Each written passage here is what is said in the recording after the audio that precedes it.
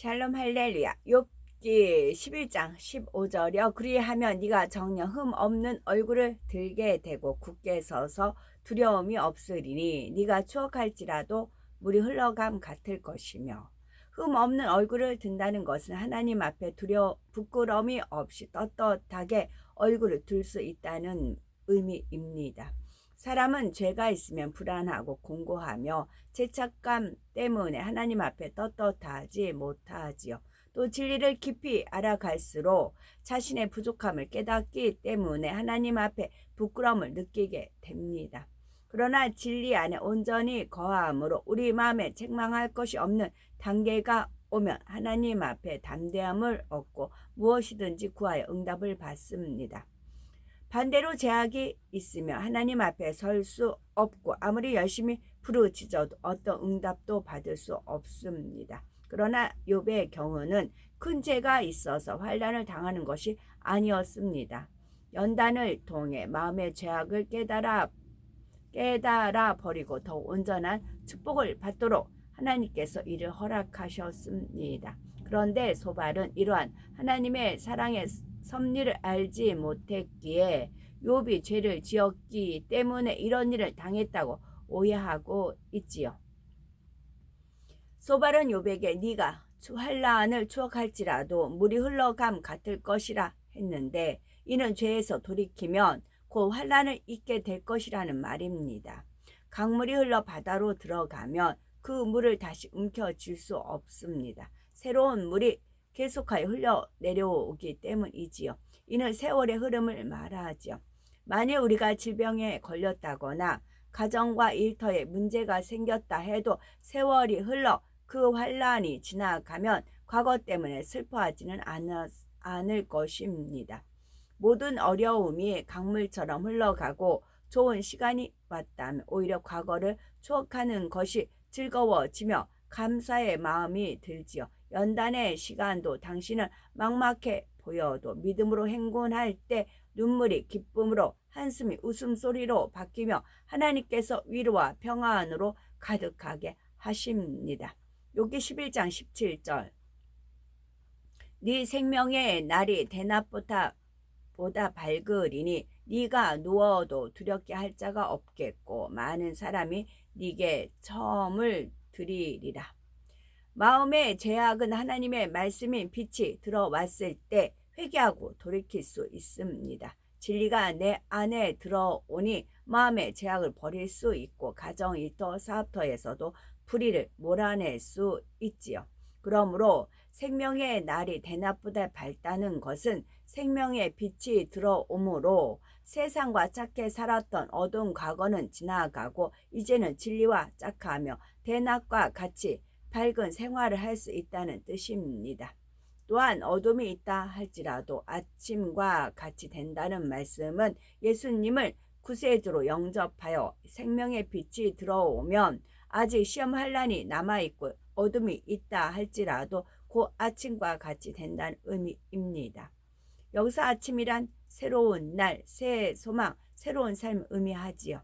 또한 소망이 없던 사람이 하나님을 만나면 시험 환란이 떠나니 새 힘을 받아 새로운 일과를 시작되는 것을 의미합니다. 잠빛 되시는 예수 그리스도 안에 있으면 누구든지 어두움에서 나와 빛이신 하나님의 자녀로 새롭게 거듭납니다. 원수 마귀 사단의 손에서 하나님 아버지 품으로, 사망에서 영생으로, 질병의 늪에서 건강한 삶으로 옮겨지고 얽히고 설킨 문제가 떠나니 참된 평안을 얻게 되지요. 이처럼 완전히 새로운 세계에 들어서기 때문에 새 아침을 맞는 것과 같은 것입니다. 네가 소망이 있으므로 든든하다는 것은 어려운 문제가 해결되고 새 날을 맞이하니 든든하게 된다는 뜻이죠. 전에는 시험 환란 속에 괴로워하며 살았는데 이제는 모든 것이 해결되어 새로워지니 소망도 생깁니다. 하나님의 자녀라면 하나님 안에서 문제 해결을 받고 새 소망이 생겼으니 더욱 진리 안에 굳건하게 서게 됩니다. 영적으로 보면 굳건히 선다는 것은 예수 그리스도 안에 반석에 서게 된다는 의미이고요. 또한 두루 살펴보며 안전히 쉬리니 했는데 이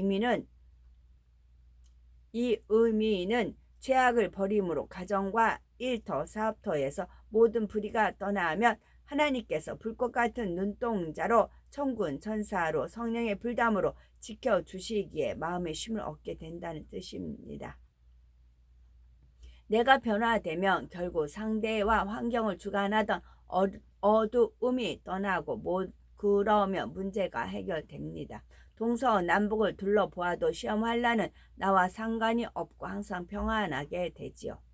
누워도 두렵게 할 자가 없다는 것은 진리 안에 굳건히 서면 원수 마귀가 역사할 수 없기에 두 발을 쭉 뻗고 잠을 잘 수 있다는 말씀이죠. 하나님의 사랑의 품 안에서 평안하고 안전한 삶을 누리는 것입니다. 처음이란 문자적으로는 아첨이라는 말과 같으며 여기서는 호의라는 뜻으로 이해하시면 되고, 따라서 많은 사람이 네게 처음을 드린다는 것은 많은 사람들이 욥에게 호의를 베풀며 은혜를 구한다. 즉 존경과 사랑과 물질 등 많은 것들을 공급하게 된다는 것이죠.